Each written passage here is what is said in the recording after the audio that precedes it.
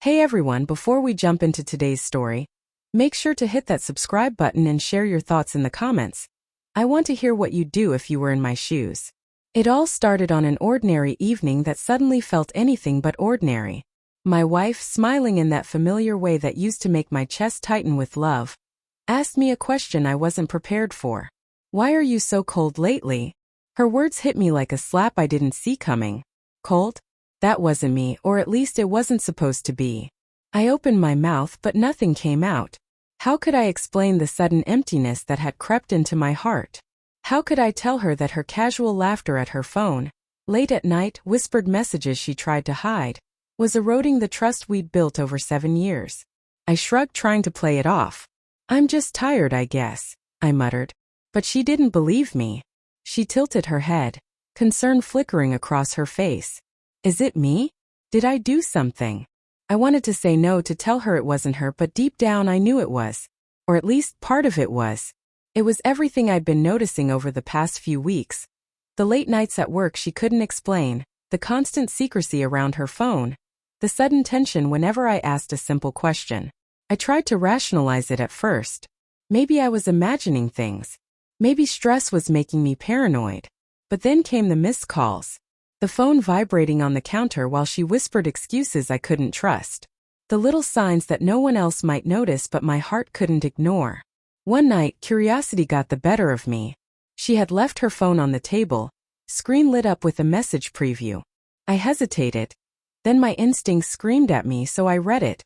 And there it was. A string of messages between her and a man I didn't know. Flirtatious, intimate, planning secret meetings. My stomach turned over. I had seen enough signs before, but nothing had prepared me for this, proof undeniable and cold. I sat in the living room for what felt like hours, letting the reality sink in. The laughter we had shared over inside jokes, the quiet nights we spent together, the warmth of her hand in mine, all suddenly felt tainted. My mind replayed every memory, searching for signs I might have missed. Every little moment that had seemed normal now carried a hidden meaning. The next morning she asked again, "Why are you acting like this? You've been distant for days." I looked at her, really looked at her, and I realized something. I could continue living in this haze of doubt and suspicion, or I could confront the truth. I told her I knew about the messages. First she went pale, words fumbling. I didn't mean for it to happen," she stammered. "It's complicated." I listened, though every word cut deeper than the last. She explained her loneliness, the attention she'd missed, the old feelings she'd thought were buried. She didn't try to paint me as the villain. She admitted her mistakes, her guilt clear, but it didn't make the betrayal hurt any less. I felt a storm inside me. Anger, heartbreak, confusion, love. I loved her. I had loved her for years. But love alone wasn't enough to erase the sting of deceit, the slow erosion of trust. I realized I had two choices: pretend it never happened or face the truth, no matter how painful. We spent the next few days in tense silence, walking around each other like strangers in our own home. I caught myself noticing little details: her scent on the pillow, the way she smiled at her phone, the way her hand lingered near her messages. Memories that used to bring comfort now twisted in my chest. Reminders that intimacy and trust are fragile, easily broken. Finally, one evening I asked her to sit down with me. I told her how betrayed I felt, how hollow the words "I love you" had become when paired with lies. She cried, her guilt evident. She tried to explain, to show remorse, to promise change. But I realized then that trust, once shattered, isn't rebuilt overnight. I made a decision that night. Not out of spite, not out of anger, but out of self-respect. I needed to step back, to reclaim my life and my heart from the shadow of betrayal. I told her I would leave the house for a while, needing space to think, to heal, to remember who I was without the weight of lies pressing down on me. As I packed a small bag, she reached for my hand, her voice shaking. "Please don't go."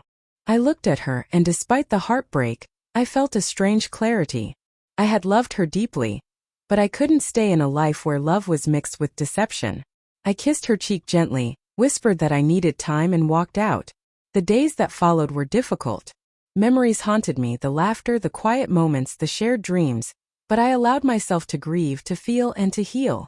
Slowly, I learned that self-respect isn't loud or dramatic. It's quiet, steady, the courage to honor your own worth even when it hurts. Months later, the pain still lingers, but so does a sense of strength I never knew I had. I realized that betrayal doesn't just break relationships. It tests the very core of who you are. And surviving it isn't about forgetting or pretending. It's about reclaiming yourself, learning to trust again, and understanding that love without honesty is not enough. If there's one lesson from this story, it's this: knowing your worth, even in the face of heartbreak, is more powerful than clinging to a love that no longer serves you. Before you go, don't forget to subscribe to the channel for more stories like this, and tell me in the comments, what would you do if someone you loved betrayed your trust but begged for forgiveness?